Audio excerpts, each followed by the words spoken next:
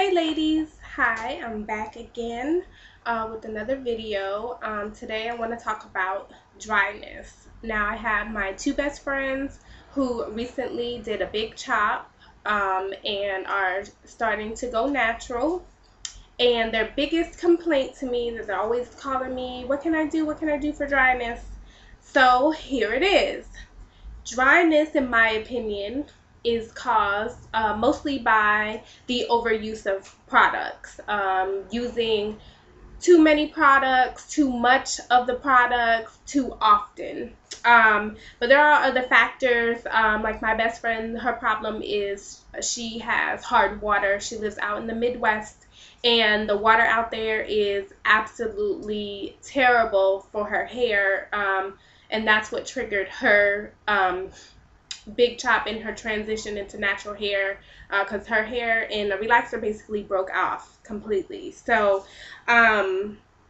yes, using too many products, too much of the product, too often, is what prevents a lot of dryness and a lot of stunning the growth of your hair, because it's just clogging your pores. I use all natural products. So anything that I use, I can just get a basic oil, throw it in my head. That's what I use. I started developing my products in 2007. I started transitioning in 2006, and the products that I was using just didn't give me the results that I wanted. So I stopped using it. I started making my own products. The wonderful oil that you can buy to help with dryness. I have my little note card here with all my information on it to make sure I get as much information to you ladies as I can, per my research. Castor oil. So the great thing about castor oil is that it increases the growth of your hair. It helps prevent damage.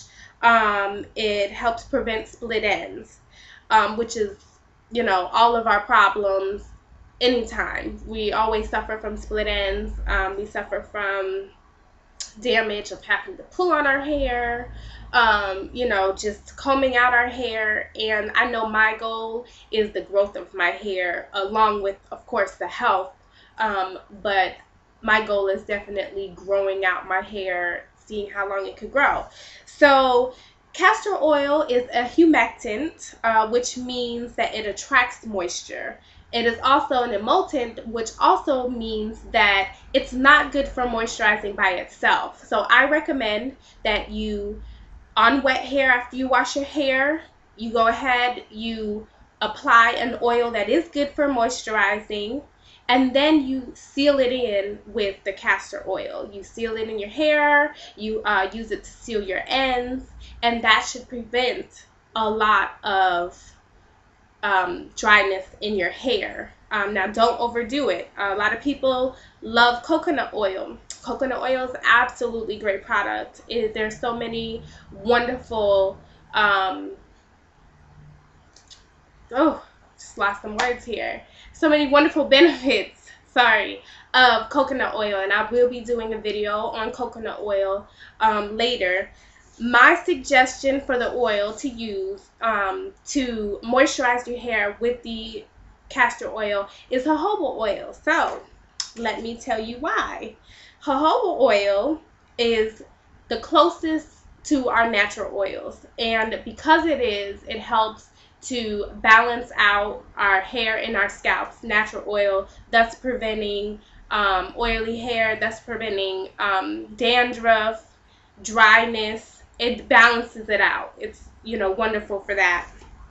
It also adds shine, as does castor oil. It's well absorbed. It's very small molecules. It's easily absorbed into the hair and scalp. And like I said, it helps to prevent dandruff, which is my biggest problem since I went natural, is dandruff. So that's a whole nother video to come, but that's a huge problem I had ever since I decided to transition. I never had that before. It also helps with frizz. Jojoba oil will calm down the frizz. It actually kind of, pulls out your hair a little bit, and it helps with shrinkage for that as well. So jojoba oil is just great all around for that. It also repairs heat damage, and it helps prevent brittleness, split ends again, breakage, and tangling, thus resulting in length retention, which is what we all want. My best friend, she comes here to Florida to visit me. She goes to my stylist every time she comes. This is her second time since she transitioned. She transitioned a year ago. Well, she actually did her big chop a year ago. And then this was her first time a year ago. This is her first time getting her hair cut. So the first time she came, well, she did get it trimmed, but the first time she came, my stylist straightened her hair like mine, and she went from completely natural. She'd never really straightened her hair before, and well, he straightened it anyway. And she got it cut, and then this last time she had to cut an inch and a half off due to the dryness and the hard water that she's experiencing. And her main focus now is retaining her length. So you know, I especially did this video for her and for all the other ladies, our other friend as well that we grew up with, who has constantly been asking me what can she do for dryness. I mean, she walks around with a spritz bottle, and yet and still she still has dryness. So that's my suggestion. Castor oil, seal-in, another oil. I recommend jojoba oil on wet hair. A little bit goes a long way. Ladies, I'm a minimalist, meaning that I try to use the least amount of product that I can in order to get what I need, basically what I need. My hair is not always that manageable. You know, sometimes when we're in our curly puff afro, we just have to respect the way that our hair wants to curl and do what we can do with it. So I do just what I need to do in order for my hair not to break off or not to be dry. I don't overdo it. I don't try to perfect my curl.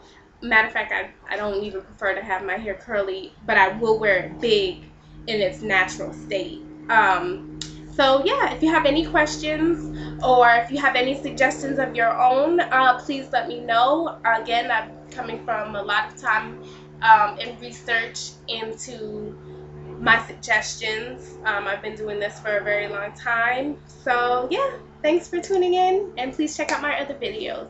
Bye.